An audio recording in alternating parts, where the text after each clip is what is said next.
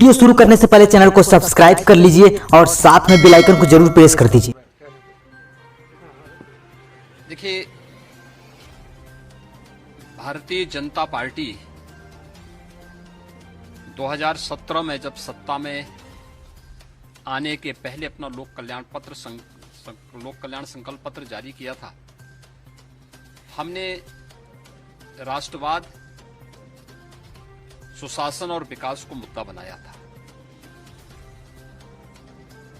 प्रदेश के अंदर उससे पहले वंशवाद और परिवारवाद की जो राजनीति थी, वह न केवल वंशवाद और परिवारवाद को बढ़ावा देकर के प्रदेश के लोगों को का शोषण कर रही थी, यहाँ के गरीबों का, यहाँ के किसानों का, यहाँ के नौजवानों का, बल्कि असुरक्षा का भी एक माहौल प्रदेश के अंदर था।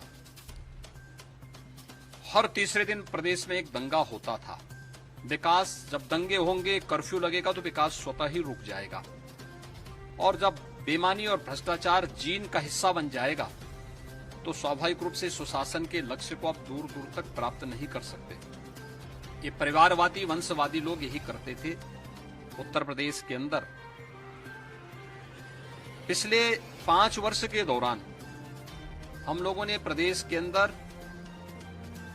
सुरक्षा का जो एक बेहतर माहौल दिया, एक भी दंगा न होना, प्रदेश के अंदर बिना भेदभाव के नौजवानों को नौकरी मिलना, हर गांव, हर गरीब, हर किसान, हर नौजवान, हर महिला तक शासन की योजना पहुंचाना, बेटियों की सुरक्षा के लिए एक बेहतर माहौल देना और डेवलपमेंट के बड़े बड़े कार्यों को आगे बढ़ाने का कार्य।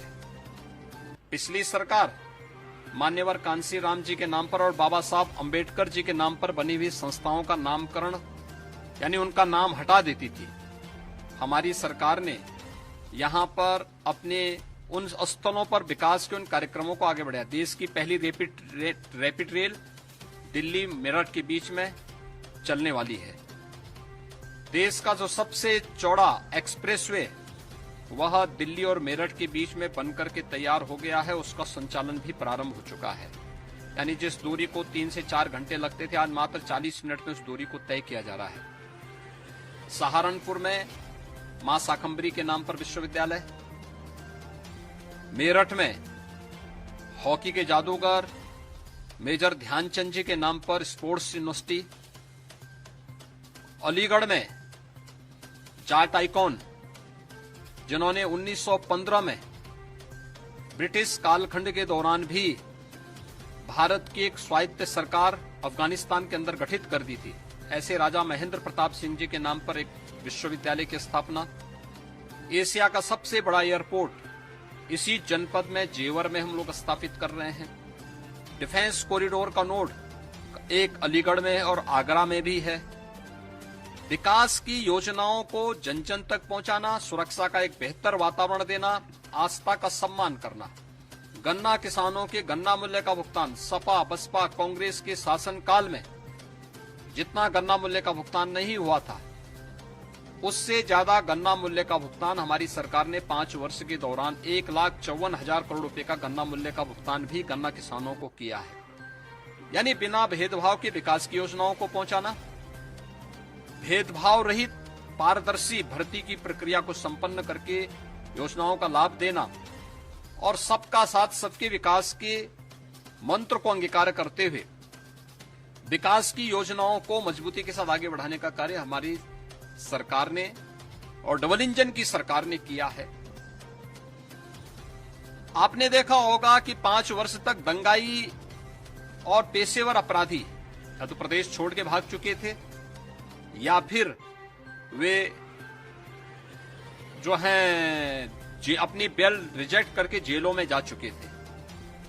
लेकिन जैसे चुनाव की सुगबुगाहट हुई, समाजवादी पार्टी की पहली सूची किन लोगों को, सहारनपुर के दंगाई, मुजफ्फरनगर के दंगाई, कैराना में हिंदू व्यापारियों के पलायन के लिए जिम्मेदार अपराधियों को, बुलंदशहर और स्याना में, लोनी तक में जिन प्रकार के लोगों को इन्होंने टिकट दिया है, ये चीजें दिखाती हैं कि अपनी आपराधिक मानसिकता, तमंचावादी मानसिकता और माफियावादी मानसिकता से ये राजनीतिक दल समाजवादी पार्टी हो या कांग्रेस हो, ये उभर नहीं पाई हैं। ये प्रदेश के विकास को बाधित करने के लिए, प्रदेश में फिर से माफियावाद लाने की दिशा से इस प्रकार की शरारतपूर्ण कार्रवाई कर रहे हैं। और इसलिए विकास, सुशासन और राष्ट्रवाद के जिन मुद्दों को लेकर के भारतीय जनता पार्टी 2017 में सत्ता में आई थी, हम लोग फिर इसी संकल्प के साथ जनता जनार्दन के बीच में जा रहे हैं। 2017 में भारतीय जनता पार्टी ने जो कहा वो करके दिखाया।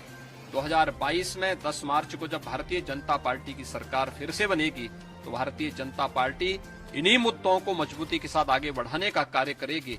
और उसी अभियान को लेकर के मैंने इस बात को कहा। सर, अखिलेश जी भी अब इस बार चुनाव में उतर रहे हैं, उस पर आपको कैसे देखते हैं? देखिए, चुनाव में हर एक व्यक्ति को उतरने का अधिकार है। वे अपनी पार्टी की तरफ से अधिकृत प्रत्याशी बने, ये हमारी भी कामना है, उनको बनना चाहिए।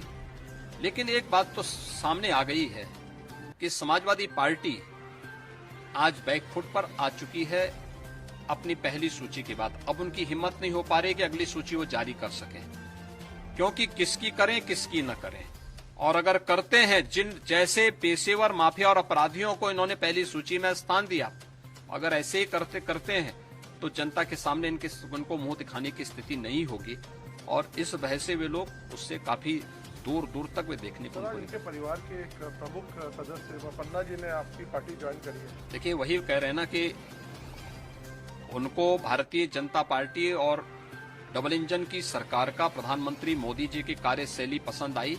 उन्होंने भारतीय जनता पार्टी को आज अपना यानी की सदस्यता ली है।